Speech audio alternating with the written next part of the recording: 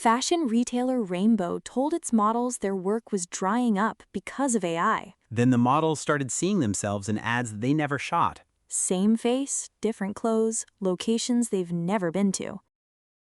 The warning came first: work drying up, bookings slowing. Their own faces in the brand's campaigns, wearing outfits they never put on, standing in locations they've never been. Rainbow may have used the actual models to train the system that replaced them, or sourced likenesses without consent. Either way, the faces doing the new work are the faces of the people no longer getting paid. There's a legal term for this: right of publicity. Most states have some version of it, but the law was written for billboards and TV commercials, not for synthetic images generated from a dataset. The gap between what the law imagined and what's actually happening is where these women are stuck. We don't know if Rainbow did something wrong. The law that exists today may not cover what they did. And the models are now having to prove it's them. The image doesn't have their name on it. It's not a photograph. It's a generated file that happens to share their look. Some of these women have been modeling for Rainbow for years, consistent recurring work, enough that the brand knew their faces and harvested that recognition. We've seen this in the creative industries with the SAG-AFTRA strike in 2023, studios wanting to scan actors once and use them forever. The strike ended with some protections for the actors. Background performers got explicit consent requirements written into the contract. Fashion modeling has none of that infrastructure, no union with enough leverage to negotiate it, no standard contract clause that says what a brand can or can't do with a digital copy of your face.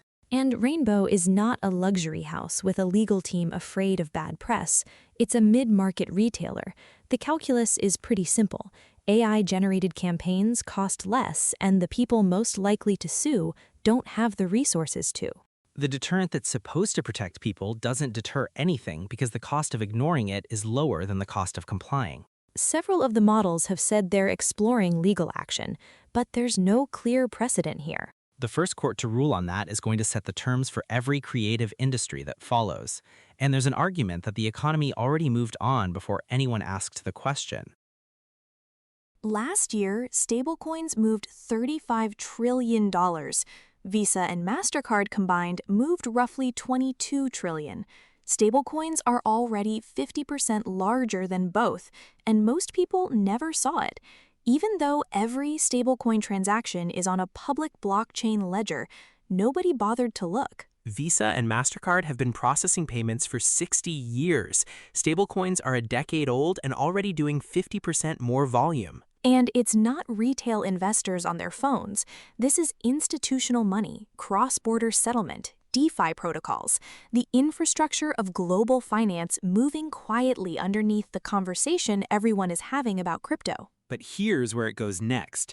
A Singapore startup called Stables is building payment rails specifically for AI agents, software that moves money across borders autonomously, no human clicking approve. The agent handles the whole transaction: currency conversion, compliance, settlement. The machine decides, the machine executes, the machine confirms. And the compliance piece is what makes this more than a payment story. Compliance, making sure a transaction follows the laws of every country it touches, is the thing that makes cross-border payments slow and expensive right now. Banks employ armies of people for this. The question is whether software can absorb all of that. The geography matters too. Southeast Asia is something like 11 countries with 11 different currencies and 11 different regulatory regimes. Moving money across that region is genuinely hard, which is exactly why someone is trying to build rails specifically for it. If you think about how much global trade runs through that part of the world, manufacturing, supply chains, logistics, and then imagine the payment layer underneath all of it running autonomously. The machines aren't just moving money, they're deciding when, where, and how. There's a ransomware group called Dragon Force that spent close to 2 months inside a major US company's network last year, and the entire time, every piece of their traffic looked exactly like Microsoft Teams messages. They built a custom tool that hijacks Microsoft's own relay servers, the actual infrastructure Teams uses to route messages, and tunnels their communications through it. So when the security team looked at the network, they saw totally unremarkable Teams traffic. Because Teams does belong. Every major company has Teams traffic. You can't block it. Ransomware groups usually get caught because their malware sends data to unusual places, ports, timing. The whole field of network security is built around spotting things that don't belong. This defeats all of that. Security researchers had theorized about abusing corporate communication platforms this way. DragonForce is the first time anyone found it in the wild. They didn't use an existing technique, they built something new. Somewhere there's an engineer at a ransomware group who figured out how Microsoft's relay infrastructure works and wrote a tool to exploit it. Used it successfully for close to 2 months before anyone noticed. It wasn't caught by the company's own security team. Outside researchers at Symantec found it.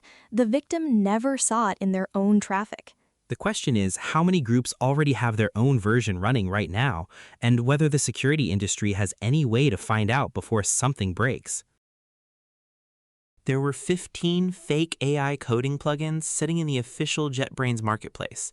JetBrains makes PyCharm, IntelliJ, WebStorm, the tools tens of millions of developers write code in every day. Some of those plugins had over 25,000 downloads. They worked perfectly, did exactly what they said they'd do. And the whole time, they were quietly pulling your AI API keys, the credentials that let you access tools like GPT or Claude, and sending them to attackers. The place you're supposed to trust. And the reason this works is that AI coding assistants are standard now. Nobody thinks twice about installing one, which means the supply chain for developer tools just became one of the most valuable targets in cybersecurity. And 15 is what they found.